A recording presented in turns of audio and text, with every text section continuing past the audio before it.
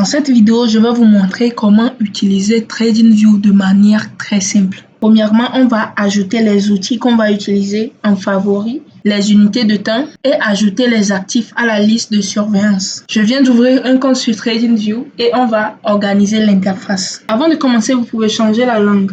Donc moi, je vais cliquer sur K parce que j'ai créé avec le nom qui est mis. Donc si votre nom était Hulbert par exemple, il y aura U là-bas. Donc j'ai cliqué sur ça. Vous pouvez voir ici, il y a la langue. Vous choisissez la langue que vous parlez. Donc là, je vais prendre français. Et ça va se changer en français. Maintenant que le compte est en français, je peux continuer. Ici à côté, il y a la liste de surveillance. C'est écrit Watch List, la liste de surveillance. Donc, vous devez organiser ici et mettre les actifs que vous tradez.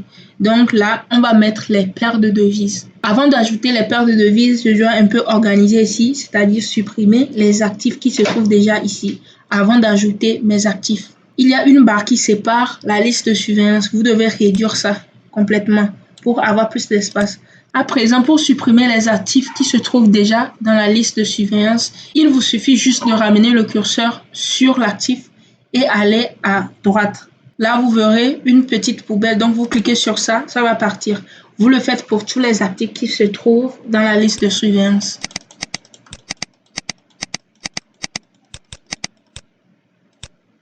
Et là maintenant, c'est clean.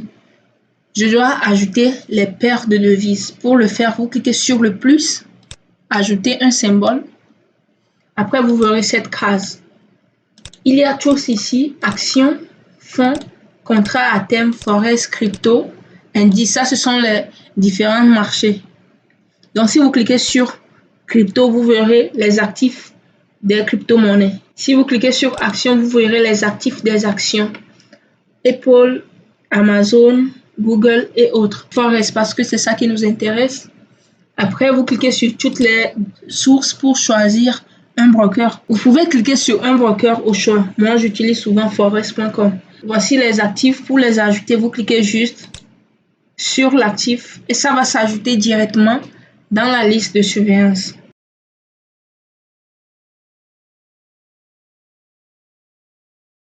Pour voir le graphique des paires de devises ajoutées à la liste de surveillance, c'est très simple. Vous cliquez juste sur la paire de devises ou l'actif qui est dans la liste de surveillance et son graphique s'affiche directement. Maintenant, voici le graphique sur lequel on va analyser. Maintenant, on va ajouter les outils importants en favoris. Vous devez cliquer sur les flèches à côté pour choisir les outils qui se trouvent dans les cases. On va mettre la droite de tendance en favori. C'est très simple. Vous devez juste cliquer sur l'étoile. Vous pouvez déplacer et le mettre là où vous voulez pour bien analyser. Ça vous permet de vite prendre l'outil pour travailler sur le graphique. Vous devez mettre aussi position longue, position short. C'est pour mesurer votre niveau d'objectif et niveau de T-profit sur votre analyse. Position longue, c'est pour acheter et position short, c'est pour vendre. Après, vous devez mettre aussi le rectangle en favori et la flèche pour montrer les directions, le rectangle pour tracer les zones. Après avoir ajouté les outils en favori, vous pouvez complètement enlever la barre des outils qui se trouve à gauche. Donc, vous cliquez encore sur CRA et vous désactivez panneau de dessin. Et ça part directement.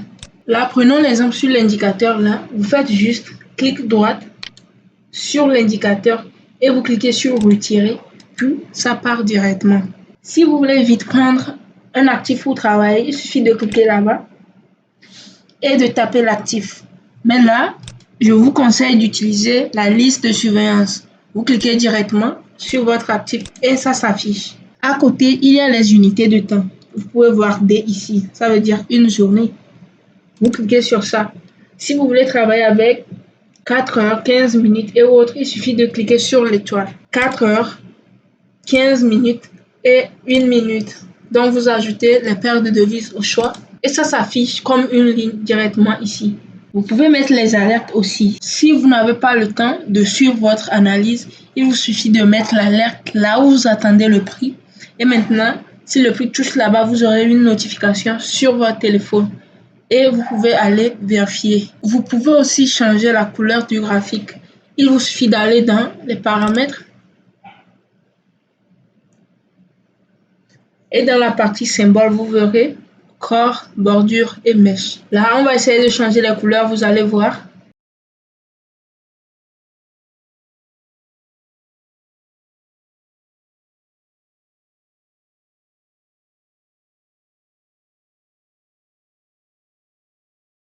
Là, je viens de changer les bougies haussières en rouge et les bougies baissières en noir. Si vous avez déjà changé le graphique, vous voulez aller en arrière, c'est simple. Vous devez juste cliquer là et vous allez retrouver votre graphique.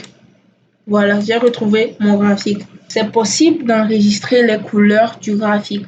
Là, je vais le mettre sur rouge et bleu et je vais l'enregistrer.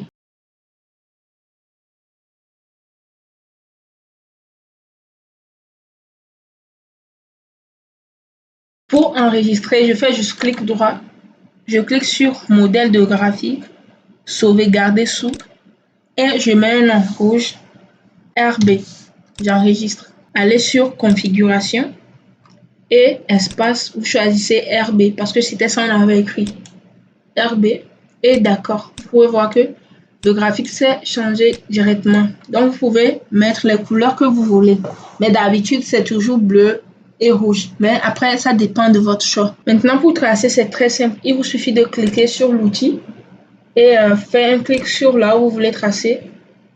Là par exemple je prolonge. Si je veux laisser, je fais un clic puis je laisse la ligne. Si je veux déplacer, je fais un clic sur la ligne et je déplace. Mais si je veux prolonger, je fais un clic en bas sur le point.